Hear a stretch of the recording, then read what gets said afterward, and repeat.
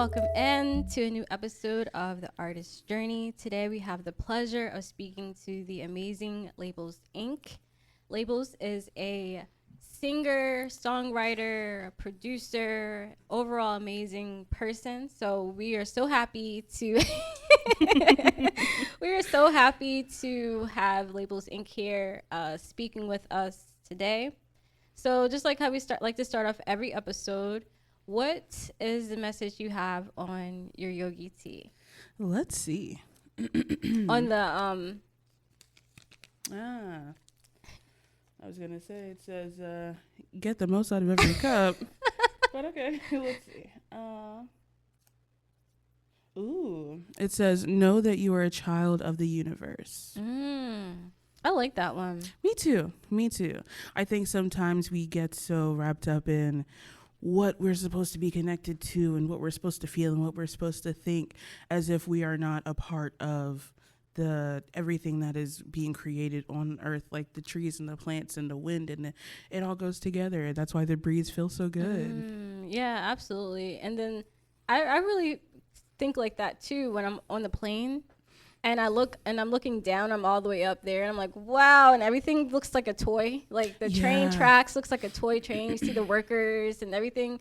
And you just keep going further and further up, and it's like, and the universe is so much bigger, and Earth is so small compared to like Saturn and Uranus, and exactly. Yeah, and it keeps expanding, and we're a part of that. We're thinking, feeling, creative beings in the grand scheme of things, which is amazing. So, it's a gift. It is a gift. And it's a gift, and it's when you have a gift like yourself, you share it with others too, which makes it even more special, you know. So I feel like we all have been given these little seeds of light. Either we nurture it or we let it die.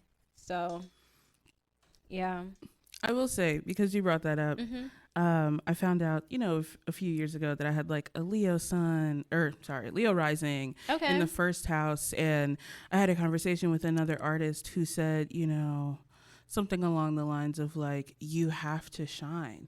And I've never existed inside of that ever in life. I knew that I was too much about emotions or too much about feelings, and I was always too much. So I never gave myself the opportunity to shine. And so when I am in my Labels Inc. feel, when I have my sunglasses on with the music playing, I allow myself to shine as bright as I possibly can. I want to burn everything because the light is shining so bright, and it feels so great. So is that where you got the shades? Yep. Yeah. It's just a little too much for me personally, but you guys can be blown away. But so it's beautiful that you mentioned that, because it's so true. Yes, absolutely. And so with that being said, when did you decide to pursue your music for the first time? Like, when did you decide to even, like, what is your first introduction of everything? That's a great question. So I actually, so I grew up in Philly, and a lot of the public schools there aren't that great, I guess. So when my mom decided to, move us to a different place from where we lived before, she was intentional with that in mind, to find a good school that was close by.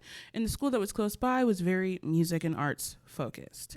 So with that in mind, there were always different like assemblies. And so at the assemblies, they had the school jazz band. And at the school, it was like K through 8. So the jazz band was good. And I remember her always saying, I love live music. So obviously they had like the chorus and whatever. There wasn't really a band, but there was a jazz band. So I've always, heard my mom say like, I love live music, and I've enjoyed it. And so in 4th grade, I was given the opportunity to play saxophone. So I said, oh, okay. I didn't really have any opinions on it here or there, but since then, music has been a part of my life. And so whether I was in marching band, classic band, jazz band in high school, symphonic band, played several different instruments, whether it was trumpet, saxophone, euphonium, which is like a baritone, beautiful sound. I'd always been in band. And so after high school, I never really thought about it again, because the people who I was in classes with were going to school for music performance. that's not really my thing. I don't want to play trumpet in the Atlanta Symphony Orchestra. Love that for them, but I know what the day-to-day of that looks like. Sight reading is hard. Yeah. Sight reading is hard. That's not my thing. So I never even considered it being a possibility. And then fast forward about almost 10 years, actually, and I hadn't thought about that until now, but I graduated in 2014, got laid off from a big corporate job in 2023. And it's funny because this corporate job that I had was at Ernst & Young.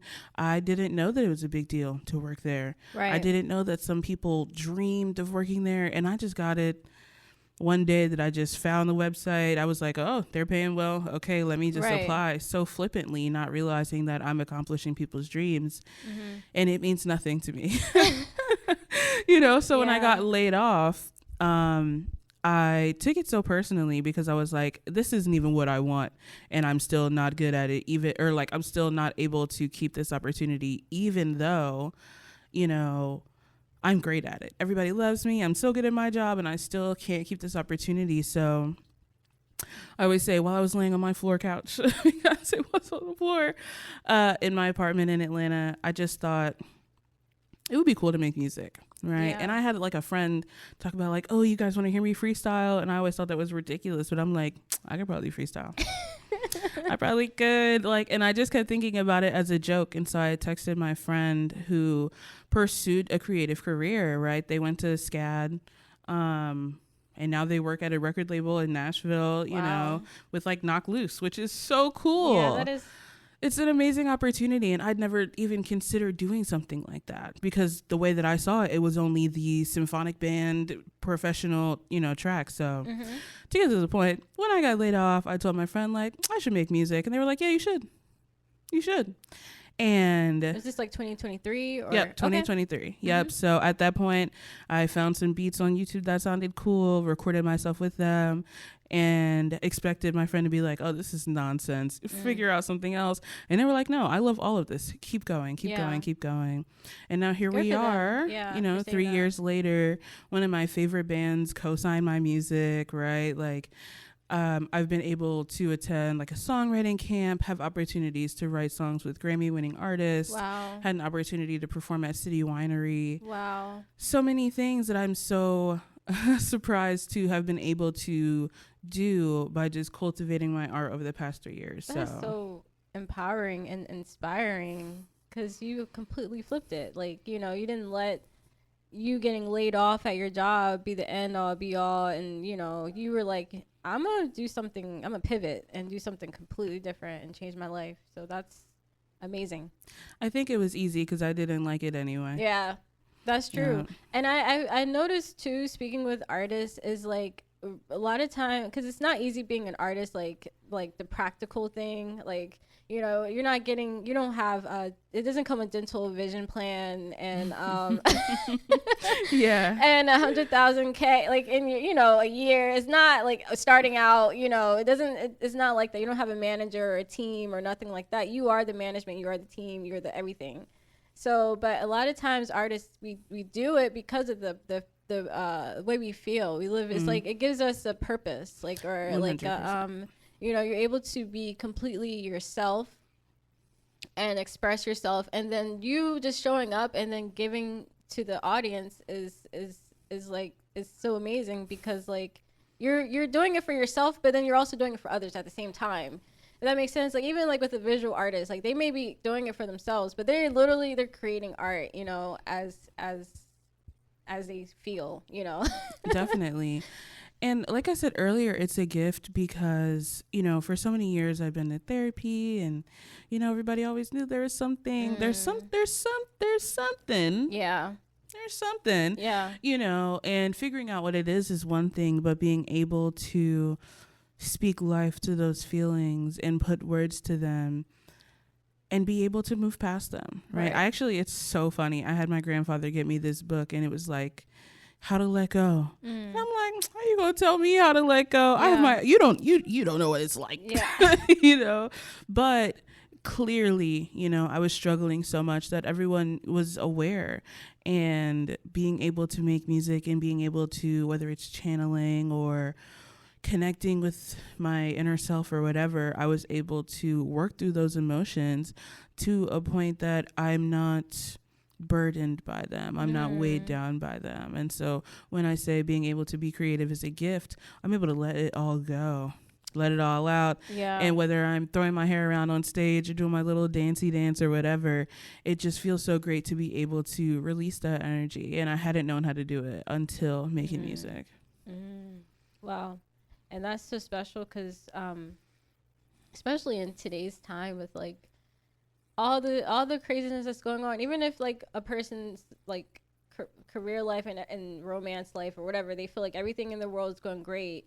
You go on your phone, you see that the world is like literally burning and like it's chaotic out there, and you know, and like it's a lot to deal with, like the everyday emotions, and not having an outlet, not having a place to process and transmute those emotions can be detrimental to your overall health in your lifetime. 100%. Yeah. And I think just as a human, it's not fair to be in a society where it feels like you can't say like, no, this is wrong. I don't like this. I don't agree with it.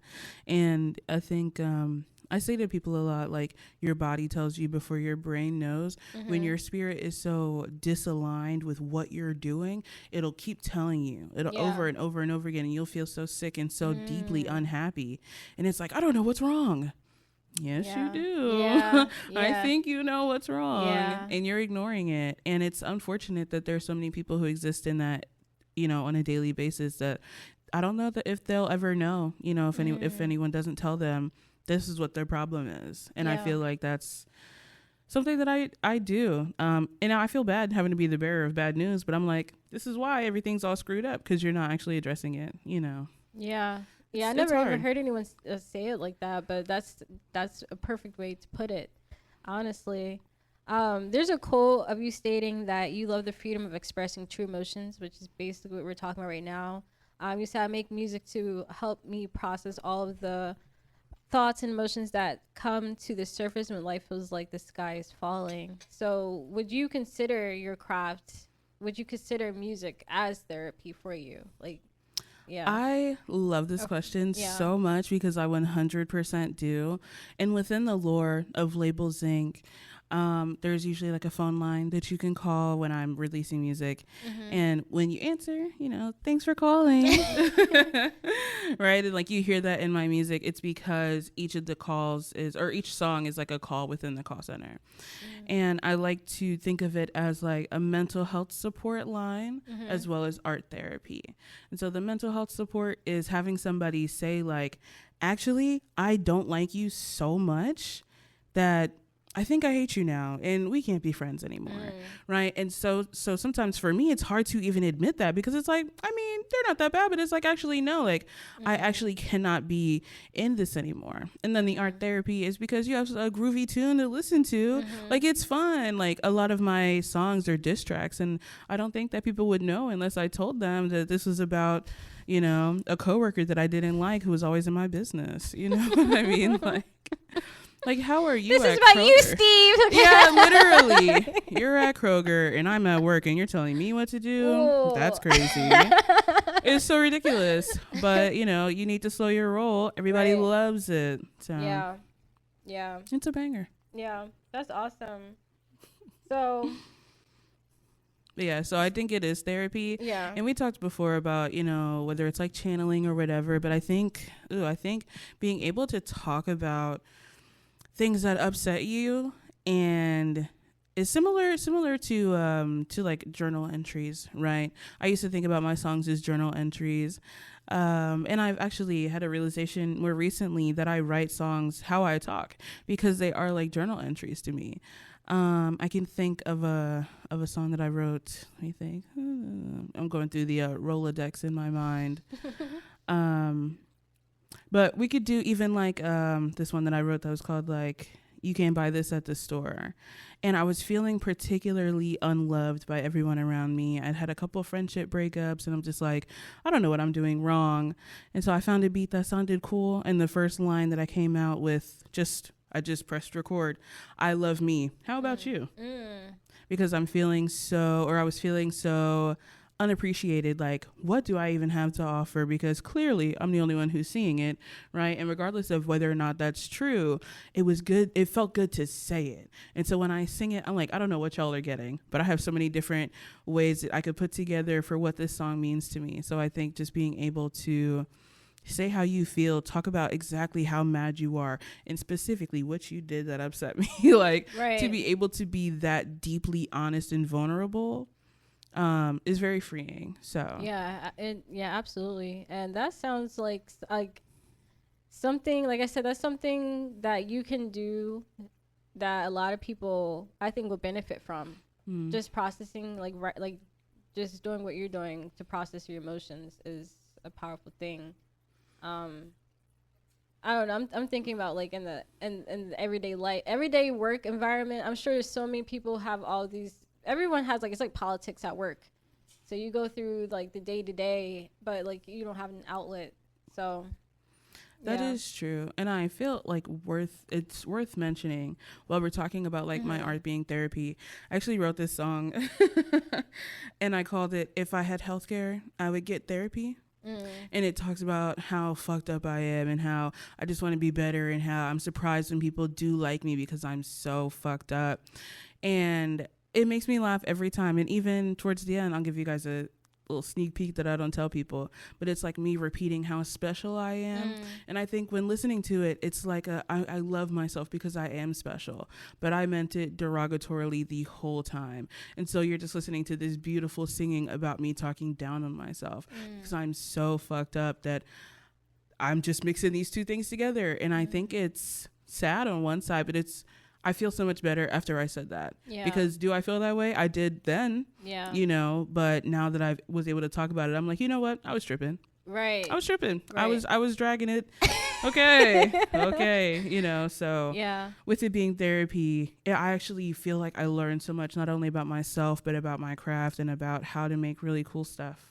So That's awesome. That's a skill that no one teaches you.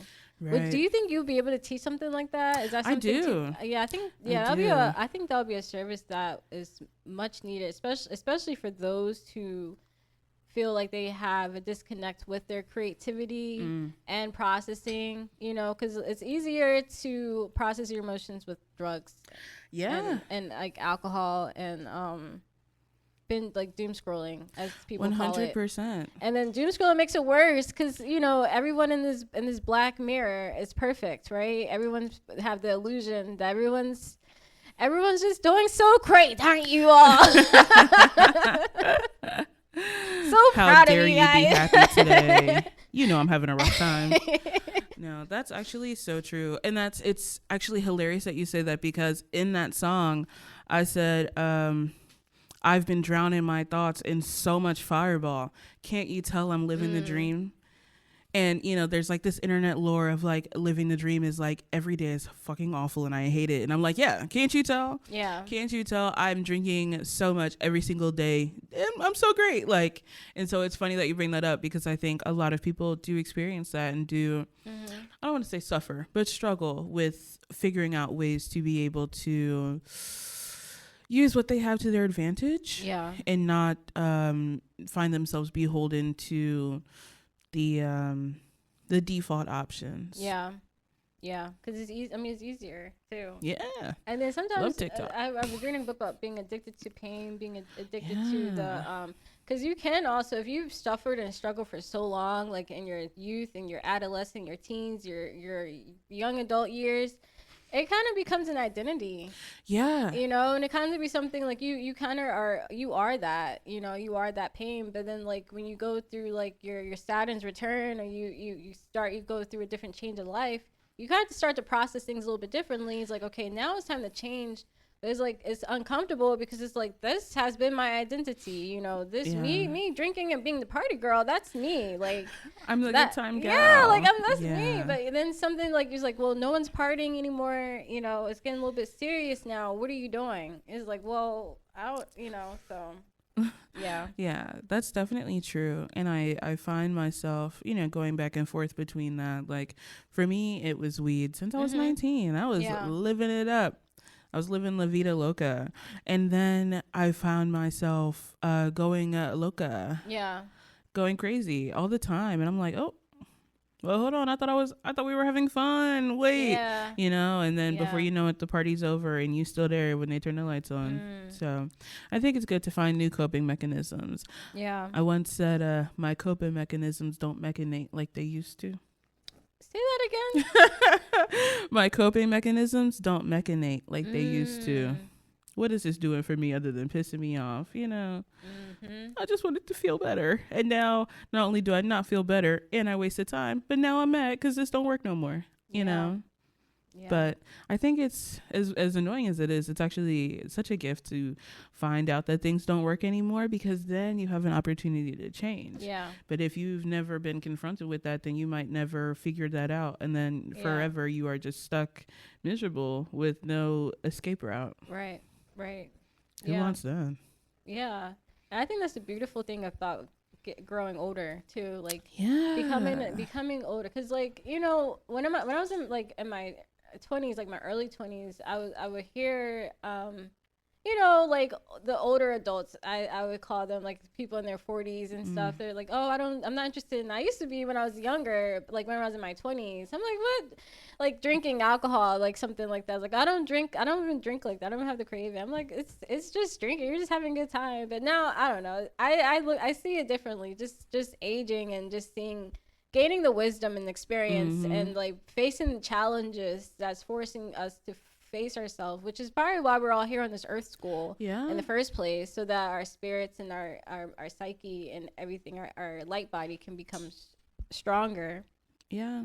I find that, those like 80-year-olds on social media who are super fashionable, who talk about how great life can be. When I was probably like 22 and more angsty, I was like, whatever. But now that I'm cresting upon 30 or 51, I really do. I can just understand life so much more clearly, whether it's a new perspective or whatever the case may be. Like I find that, especially not having any kids, right? The amount of stuff that I've learned with this much time, I'm just so grateful, honestly, which is funny because when I was younger, I would never say I was grateful about anything, but I am grateful about being able to have so many opportunities for growth and change and to learn more. Life really can be beautiful. You just got to figure out how to make it be that. Because, look around. It's ugly as fuck. Yeah, be the architect. You can make it be. Pick up the scraps and make a beautiful scrap sculpture. Exactly. Pick up all that litter and all the do plastic. something with that. Yeah. So would you say that your music helps you connect with or keep your inner child alive? I really do love this question because I think about connecting with the inner child often, and I don't think that I've ever felt connected to anything, really. I've never felt connected to a place. I moved from one city to a whole different type of lifestyle at a pivotal age. Like, I never really felt connected to my family. I was always outcasted. I've never connected with, like, friends, really, or, like, when I have, whenever everything feels perfect, then things change and they move and things like that. So for the majority of my life, I've never really felt connected until I started making music. And I just feel connected with my like soul, like there's actually, I used to say, I don't know if you guys watch like Naruto at all. Oh yeah. So I always, I always felt like Gaara. Always. There's just sand inside of this shell. Wow. And there's nothing in here. That's it. Just me in my flesh sack that's filled with sand, like a little beanie baby, and so I've never felt connected in that way. But once I started making music and once I performed, I'd never performed before 3 years ago, and now people are telling me that my performance is marketable, whatever that means. But it's like, that's kind of how you know that you're aligning with something that matters. So I would love to be able to connect with my inner child and inner teen at some point in my life. But I think going from feeling like a husk to feeling like there's a soul inside of a body and not just like I'm playing the video game, It's I'm just there's just a spirit behind the eyes, Right. you know, kind of like mech anime or whatever, or like I'm running my own Gundam type of thing. I'm just inside pushing the controls. But when I am performing and when I am making music, whether I'm producing, having the parties, whatever, like, or throwing the events, I really feel the oneness that I think I've been looking for my whole life. That's beautiful. Wow. Thank you for sharing that. So speaking of the events that you do and the projects and everything, do you have any like upcoming projects coming along or anything? So I do. The first upcoming thing is my 51st birthday party. That's really funny. But yeah, so there's that, and I'm really excited about the lineup. We have a lot of really cool, fun people. I called it Welcome to Area 51, right? So it's like a little alien theme. So I'm really excited to see everybody's outfits. I'm going to do like a costume contest. Okay. So can't wait for that. I got to figure out what the prize is going to be. But outside of that, more events this summer that I'm looking forward to. Thinking about like a block party. Or bringing like the spirit of Philadelphia exactly to Atlanta. I have to, and it doesn't have anything to do with pretzels this time. Yeah. And maybe like a little after work event, maybe like a happy hour or something, because That there sounds are fun. office parties. Yeah. But for the music specifically, I am on my 4th project within the universe of Labels Inc. And so I think it's time to officially, you know, introduce everybody to everyone. So the next one is it's going to be called Meet the Staff. So you'll get a formal introduction to whether it's labels or, you know, Employee 22. You'll have an opportunity to meet everyone. I like that you do it like that too. It also makes me think of like music videos too for the future, but like it's all you and like different roles. Like It's funny you say that. There's like a little documentary I'm working on. So you saw. So did I? I think you were there. I did the PowerPoint at the thing. Was the Brody thing. Yes. And it's all going to be a whole bunch of me's. And, and yeah. I think it'll be really cool, not only to watch and witness, but a very entertaining way to tell a good story. Yeah, I think so too. Did you see Twigs? She kind of did like I think it's called a sexua. Yeah. She did like an office theme thing. Yeah, that was I was tapped in. I like anytime anyone does anything office, I'm right there. I'm right there. I always say like whatever corporate jobs I had really did something in my brain, and now I just look at it all as a joke. I think finding out that the work culture was all a performance was weird, because I'm not an actor. I'm not, you know, you got to give me the script first. Right. How am I supposed to act? Now you can tell me who I am in the script. I tell you who I am in the script too. Because I feel like when you work go in these spaces, they try, I mean, me personally, my experience, because you kind of hit a nerve right there. I like, you try to tell me or treat me a certain way, or treat me the way you think, like how I should be, like whether you think I'm beneath you or whatever in any type of way, like, no. It's weird. Yeah. And so that is always one side of it. And unfortunately for me, the side that I experienced more frequently than that was that I'm the smartest person in the room. And so whether I get promoted within 2 weeks or 2 months, or I'm getting all of these opportunities that I don't have the knowledge to do anything good with, and I'm providing the insight that you asked me for, and then you don't do anything with it, and then I have to watch you all suffer and struggle. And it's like, we should have listened to you. I know. That's why I told you. I wouldn't have said, you know what I'm saying? And then it's like, there's some sort of opinion that I'm like entitled and I think I'm so much better. I don't. I just have great pattern recognition skills, and I could see everything that was about to happen from a mile away. And if you hired me to be the person to do that, and then I did that, why are you mad? Now I'm confused, you know. So I prefer to be in artist spaces where everyone's opinion is valid. I might not agree, but it is valid. Whereas, you know, in corporate spaces, I felt like I was always invalidated, even though I knew I was right. Everyone else could tell I was right. You did the other thing. You proved that I was right, and you still won't admit it. That's weird. Yeah, it is weird. Because I'm at the bottom of the org chart, so you can't just say, yeah, no, you were right. I don't even want it's not like I want everybody to clap for me, Mm-hmm. I just, the acknowledgement. Yeah. And so I feel like that way about my music as well. And you were talking earlier about like, smaller artists who are looking to grow their platforms and wanting to perform more often, being able to recognize that like this space is not suiting me anymore is a perfect catalyst into figuring out what the rest of your artistry and what the rest of your career can look like. Yeah. Yeah, absolutely. In a few words, can you describe your music? A great time with some sad words sometimes. Let me think. Describe my music in a few words. What first came to mind was worthy of praise, but that's just let me think of another one. I think something that'll make you smile. Yeah. Yeah. I like the first one you said, a great time with sad words. Yeah. I get that too when I hear your music. Yeah. So where can people find your work? Well, all of my music is on all of the streaming platforms. I do have a couple of lyric videos that are on YouTube.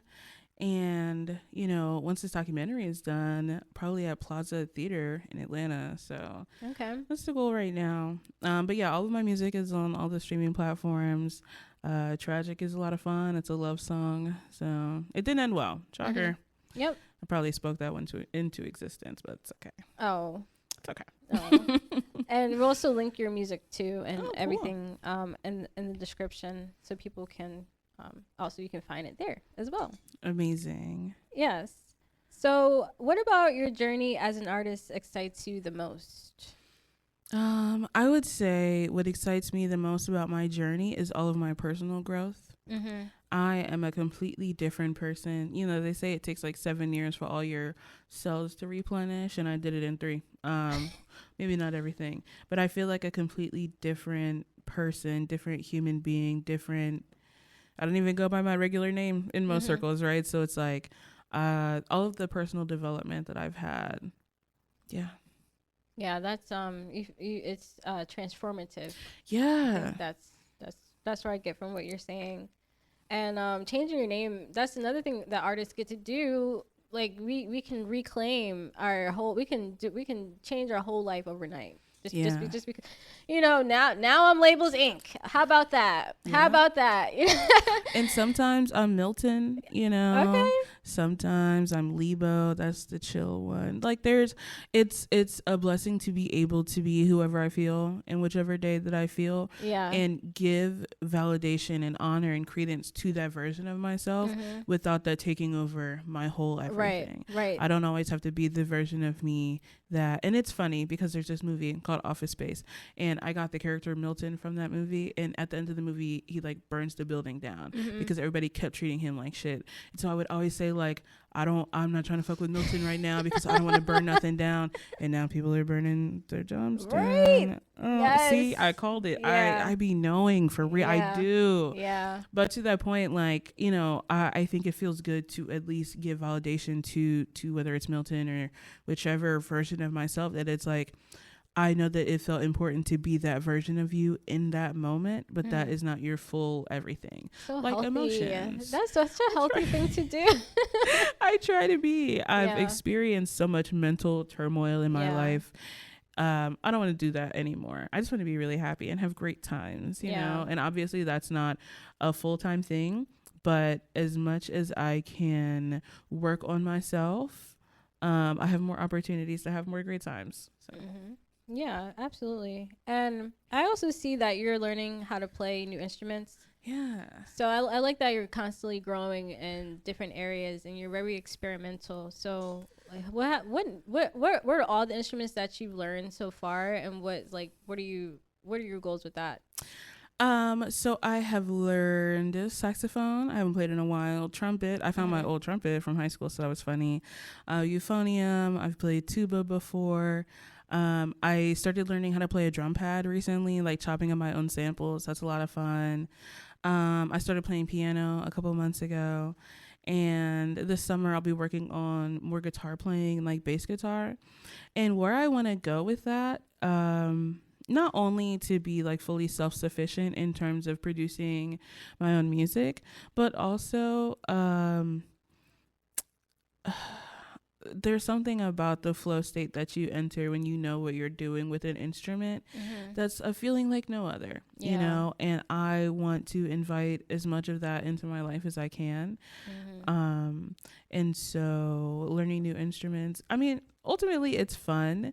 My favorite part is that it's really, really, really, really, really hard and actually fucking irritating. And then you get it. And the second you get it, you're like, wait, here I was tripping. Yeah. Sometimes I do be tripping. Here I was making this big deal about this thing. Yeah. It's actually not that hard. Yeah. Like, and then I just went from like playing synth. Okay. Cause I'd had it for a while before I like played it regularly, played it for a couple times, played it while I was singing, played it and sung. And everybody in the room was like, and here I am thinking, y'all love when I do my little dancey dance on stage. And there's a whole new side of my artistry that you guys are, the whole room is silent. Y'all can't even talk because I blew you away. Yeah. You know, and so I would love to invite more moments like that into my life as well. Whether it's me playing my synth, whether it's like me and my band and I'm like doing my synth with the band or doing the drum pad with the band, or whether it's me playing guitar in the future or my productions or music videos or just new ideas, new freestyles, anything. I just want to have more opportunities to enter flow state and more opportunities to blow people away with all the cool shit I can do. I love that. I'm excited too. And I'm also thinking about your different like Milton and everyone that you that have names like in the workspace. Probably like even like with editing it as a music video, like having them each doing their own instrumentation and doing like their own dance and like. And then the fact that you're, and just like, this the growth overall journey of you. I'm excited that we are, we get to talk to you during your journey, and I'm excited to see like how like your development and everything as you grow as an artist too. So that's exciting. Thank you for saying that, and me as well. I've tried so many different creative things throughout the years. You know, I went to culinary art school for like baking and pastry. And it's funny, I always wanted to make edibles professionally, but if if it doesn't go well and you're not in a legal state, then you can't do it. But I'm like, I have so many ideas there and I was never able to, fully go after them. And so being able to go after this and within 3 years find a type of success that I feel is worthy of appreciating. And y'all haven't even seen the whole thing yet. That's the thing that's exciting. I'm just so excited. Yeah. I can't wait to have everyone, in Plaza Theater watching all of the stuff that I came up with in my mind while I was on my floor couch right after I got laid off and being like, wow, I've never seen anything like that. Like to be able to share my art in that way is just something that feels like a magnum opus type thing, like I've literally created a world in my mind and I'll have the opportunity to put it, for sake of another word, like on wax. Like I can put it, I have a DVD of all the stuff that I came up with in my head, and so, it's just an amazing place to be in, to feel really good about all the art that you've made and be excited about making more art. I think sometimes when you're in the middle of that, it's kind of hard to see, what is it, like the forest through the trees or whatever? Yeah. Because it's just a whole bunch of stuff. Yeah. What is all this stuff? Yeah. You may even run into a cobweb. Like, what was that about? Exactly. And it's all over me and it's in my hair. Like there's so much that comes with it. But to be able to have some type of clarity is such a gift, and I'm so grateful to have it because I don't always, and I probably didn't like 2 days ago. So it's I feel like it's always cyclical, but knowing that the good side is going to come back around, something to look forward to, and I love things to look forward to. Yeah, nothing lasts forever, especially the bad times. I know that's right. Yeah. So we have one more question for you. And do you have any words for other indie artists pursuing their dreams while working their 9 to 5, or have just got laid off, or thinking about quitting their job to pursue their dreams? So I really, really enjoyed this question because I feel like there are so many different answers, but I will stick with two and try to be concise, which is not my strong suit. So number one is that, like I said earlier, if you know that your spirit does not align with something, it's only so long that you can keep doing it for before it eats you up. You know, whether it's physically, you know, you have physical changes, whether it's your health or the way that you look, or you're breaking out every day, or you can't sleep, or you can't eat. You know, I experienced a long time of like not necessarily wanting to be here anymore. And I didn't know what that was.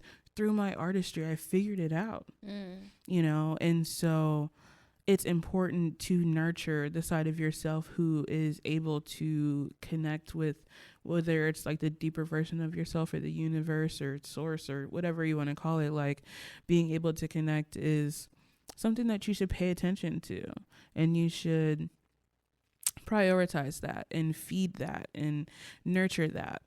But on the other side, right, if you are going to quit your job, if you're going to make the leap, prioritize the business. Because especially 3 years in, I've dropped 4 projects. I've been to a songwriting camp. Like, I've learned so much.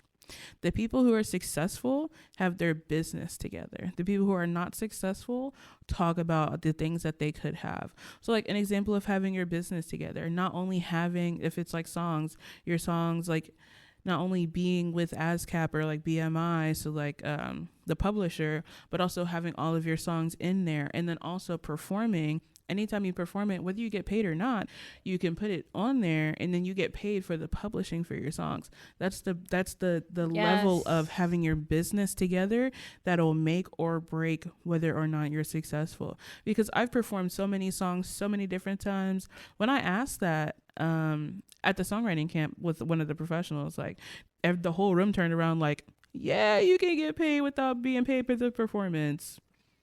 You know, but I've only ever made music in my room by myself or in my studio by myself. So like, how was I supposed to know that? Right. And so it's important to, there are so many like different music conferences. There was just, I think it's like IMSTA Festa at SAE in Atlanta. It was free. You could go. They have so many different, it's all day long, just different information that you could learn. Different songwriting camps. Like, I think it's important to get involved in groups with professionals so that you can see what you're missing, so that you have an opportunity to change. Like I said before, if you don't know what you're missing, how would you figure out where the gaps lay? And like, even when I talk to other artists who want to separate themselves from just going to open mics or just putting out music and no one's listening or looking for their fan base, that's the business side, right? Because before you even put the song out, there's like so many different websites that have like your 6-week rollout plan. And you have to be posting on social media consistently before that so that the algorithm gets used to pushing out your content.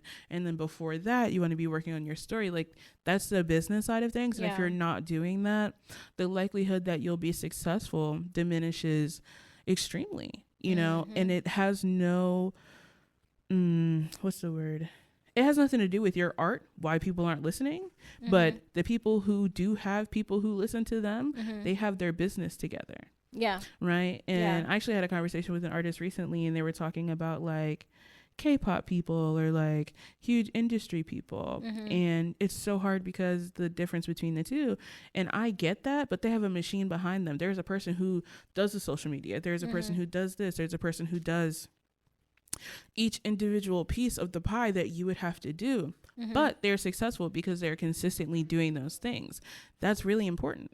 So the business always has to be there so that you can actually be successful. Because if you're, you know, not prioritizing making sure that you are doing the business side of your business, like if you're not taking it seriously as a business, it is a business, right? So it's I just said business like a lot of times. You got to do the business, but like you really have to prioritize. That's important. It is. That's it. Yeah. I think sometimes, you know, whether it's like the starving artist thing or whatever, even as a painter, as a photographer, you have to have the business behind it, or it's nothing. Like having a contract, that's important too. Like it all goes together. And like transitioning my events from something that is free and there's really nothing that special going on to free with sponsors or free with groups tabling. Like there are ways to do that and be able to get paid, but it has nothing to do with getting money from the people who are coming to the events. But that's the business side of things, right? So it's really important to not only prioritize the business, but like foster an understanding of what the expectation is so that you can be successful. Right. Yes, absolutely. So that's a lot of information and wisdom and insight. 1 second.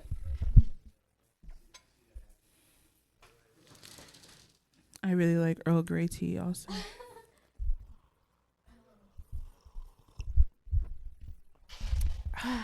Okay, so that's a lot of information, a lot of wisdom and insight, because I think that's something that that artists get stuck on is the business side of things, because it's easy to be the creator or the artist, but then the organization part, the looking up where to go, and like even doing like BDR, like putting yourself out there, or the networking, those are these are all things, and having your BMI, your ASCAP, and knowing how to get paid, and knowing where to put your music at, and knowing all of these things that comes with it, because it's not just you being this superstar, this artist that you want to be. It's about you are the product, and you have to run your business as if you're pushing your product, and treat yourself as your brand, and recognizing that. So that's it's a lot. Funnily enough, it's the other half. It's literally half. Right. And I think it's really hard because I don't see myself as a product. It's a reason I don't work in sales. I'm not, I can't sell you something that you don't want because you don't care. I don't care. Right. But it's not about that. There's an artist that I was friends with before, and they said, I'm very clinical about it. And being able to separate yourself, like after the art is done, after the song is made, after the photography is done, okay, how do I put this, like I heard a K-pop idol say, how can I best show off my charms? Right? How can I market this in a way that everyone will be able to, who I want to see it, who I know will like it, is there. And so that's all part of having the business together. And funnily enough, all the resources are out there. And I'm not talking about podcasts. Forget that. I don't want to sit and listen to people talk if it's not real brass tacks. But it's like there are books that you can read by different artists who talk about how to move past difficult times. There are different I think there's like the business of music business. There's like business law for music. There are so many different things that you can do and research and look into that have all the information that you need. Well, maybe not all of it, but at least get you started so that you're able to, or pay for like a social media person who does it all the time. Right. And they will help you understand what the expectations are. That, or like if you don't have the finances to pay someone out, there's books and resources out. You can actually teach yourself and learn the questions that you're going to pay this person to ask them. You can actually put that legwork in, put your college student hat on, or that student hat on, and figure it out. Cause the knowledge. You can learn marketing, you can learn business, learn the music business, learn everything that you need to know, and also talking, having conversations like this, and speaking with professionals, and knowing what to do next. Also, like your local theater, there's theaters too, getting connected with the artistic director and like the people who put together productions there all the time. They have a lot of insight, knowledge of this industry. So it's funny that you say that, because around last summer, so I really wanted to grow a community, because I was like, I've been doing this all by myself. I think it's good to incorporate other thoughts and opinions. And something that I learned was that a lot of people doubted themselves. A lot of people. And I think that's just part of the process, but it really is part of the process. You have to doubt yourself and then hear an old demo back. Like, I listened to one of the first songs that I ever made a couple months ago, and I'm like, yeah, this sounds exactly like my most popular song, because I knew what I wanted to do this whole time. I knew the feeling that I was going for. I knew the vibe. And so being able to trust your vision and trust that you know what you want and what you're looking for and what you want this to look like and feel like, and whatever that may be, you want the experience to be like. That's why I had the office parties. I want to bring people into the back rooms in my mind. Like, if you know that that's what you want to do, or a perfect example, if you see someone already doing that, you don't even have to talk to them if you don't want. You can study what they're doing, right? And do something similar. That's what I do a lot with K-pop, which is hilarious. But the idol experience is so interesting because there are so many different types of content, so many different, even like if you buy a CD, it's not just the CD. Yeah. It's a whole booklet full of pictures of them, little photo cards, little Q&As. There's so much content so you can feel connected. Yeah. And as much as that will probably cost for an independent artist, if it's on pre-order for $20 and it's this whole, or $25, $30, and it's a whole booklet full of cool stuff from what you did. Yeah. I think for me, I would be willing to pay that. Yeah. You know, for someone who I just saw you perform and you made, what? This is so cool. You know, so I think oftentimes when I hear, you know, smaller artists or whatever, you know, I think that showing, you know, artist numbers is stupid, but whatever. Or like how many listeners, who cares? Actually, that doesn't make any difference on whether or not it's good. But when I hear other artists who, you know, go to open mics or whatever, say things along the lines of like, oh, I already know I can't do this and blah, blah, blah, blah. It's funny on one side, and it's also disheartening on the other side, because the second you tell yourself that you can't do something, you're right. You already can't. And had I told myself that I couldn't make music and that I couldn't produce music and that I couldn't play piano and that I could list off so many stuff that I would have told myself I couldn't do. And then here I am doing them, and not just doing them, but people enjoy it, you know? So whether it's being successful at music producing, being successful at whatever, and you're trying to ascend to the next stage and reach that upper echelon, whatever that looks like for you, you can't start thinking, well, I can't do that. Yeah. You know, that's the only can't that you can't do, is like tell yourself no, because how is that helpful? Yeah. You know, now it'd be different for me. I know I can't get no taller. But I can't get tall either. I like to say I exist as a 5'7", you know. I exist in that 5'7" personality, because I think, you know, whether you're short, whether you have whatever different thing about you that makes you less than, just say that you don't. Yeah. I like to say that my hair is big, so that really adds on to the, you know, and it can be whatever you want. Life is what you make it. Yeah. Yeah, absolutely. So thank you so much for joining us today and having some tea. Yes, we would definitely like to have you over again sometime in the future. Of course. So yes, Labels Inc., everyone. You can find her music on all streaming platforms. If you're in Atlanta, you can come to one of her office parties. Yeah. So yes, so thank you, and thank you guys. I hope you have a good rest of your day. Bye.